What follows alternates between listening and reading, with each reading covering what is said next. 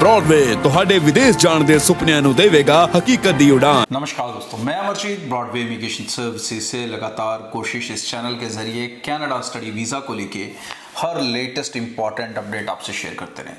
सो Canada study visa आज की date में अगर कोई बच्चा लेना चाहता है तो उसकी क्या रिक्वायरमेंट रहेंगी। बहुत सारे बच्चों को अभी भी रिक्वायरमेंट को लेके कन्फ्यूजन है, बहुत सारे डाउट में हो जाते हैं स्टूडेंट जब उनका एक मॉड्यूल में 5 बैंड हो जाते हैं या उनका पीटी स्कोर को लेके उनको कन्फ्यूजन रहती है। तो आज इसी पे बात करेंगे कि आज की डेट के अंदर अगर आप कनाडा वीज़ा हासिल करना चाहते हो तो आपकी रिक्वायरमेंट एक्चुअली है क्या, सारी एजुकेशन से लेके फंडिंग तक, फाइलिंग तक। तो सबसे पहले नोट कर लो कि कम से कम जो क्वालिफिकेशन चाहिए वो 10+2 चाहिए। गैप कितना चल सकता है? 4 से 5 साल तक का भी गैप चल सकता है। परसेंटेज कितनी हो? देखो, अगर वीज़ा की सक्सेस रेट की नज़र से देखें तो 60% तो मिनिमम मेंटेन करके चलने चाहिए अगर आप चाहते हो कि हर कोई कॉलेज आपको एक्सेप्ट कर ले। बट अगर 50-60% से कम है तो फिर सेलेक्टेड इंस्टीट्यूट के हिसाब से चलना पड़ेगा। सेम अगर आप ग्रेजुएट हो, अबव 60% हो तो सारे इंस्टीट्यूट से एक्सेप्ट करेंगे। 60% से कम हो फिर अगेन सेलेक्टेड इंस्टीट्यूट्स में एडमिशन होगी।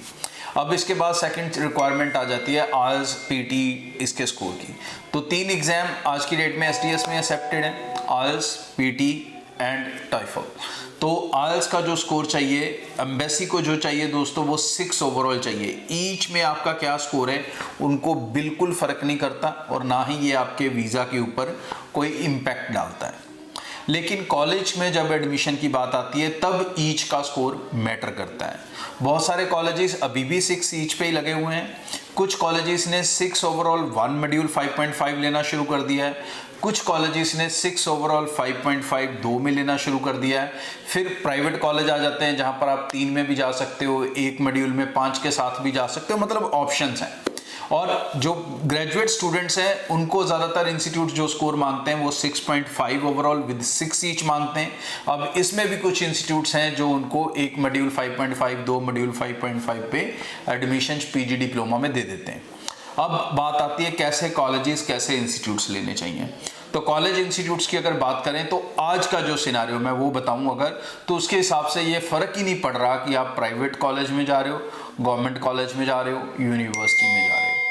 एज फार आप अपने रेलेवेंट कोर्स में जा रहे हो और आपका केस एम्बेसी के नॉर्म के हिसाब से एसटीएस है, मतलब ओवरऑल आल 6 है, ओवरऑल पीटी 60 है या ओवरऑल टॉइफल जो है 83 I think was the requirement, तो ऐसा स्कोर है।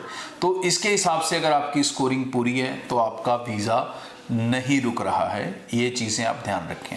फंड्स दिखाने की जो बात है, अगर आपका कोर्स 1 साल से ज़्यादा है, 2 साल या उससे लंबा कोर्स है, तो एडवाइजेबल है कि आप 1 साल की जो सेकेंड ईयर की लिविंग अपनी ट्यूशन फी है उतने फंड ज़रूर दिखाएं, तो उससे कम ना दिखाएं। बहुत सारे बच्चे गलती क्या करते हैं, दूसरे साल की फीस होती है 9 लाख, 8 लाख, 10 लाख और फंड दिखाते हैं 3 लाख, 4 लाख, 5 लाख। भाई कम ना दिखाओ, उसकी जगह ना दिखाओ, लेकिन दिखाने हैं तो कम से कम इतने दिखाओ कि वो आपकी सेकेंड ईयर की ट्यूशन फी को रिकवर करते हो, सेफ रखते हो। सो फंड्स 8 से 10 लाख मैं हमेशा सजेस्ट करूँगा। फैमिली इनकम मदर फादर की मिला के या जो भी घर में बड़े अर्न कर रहे हैं वो तकरीबन 10 लाख के आसपास की होनी चाहिए। प्रेफरेबली 9 हो जाए, 10 हो जाए, 8 भी चलेगा, बट 8-10 इसके आसपास रहनी चाहिए।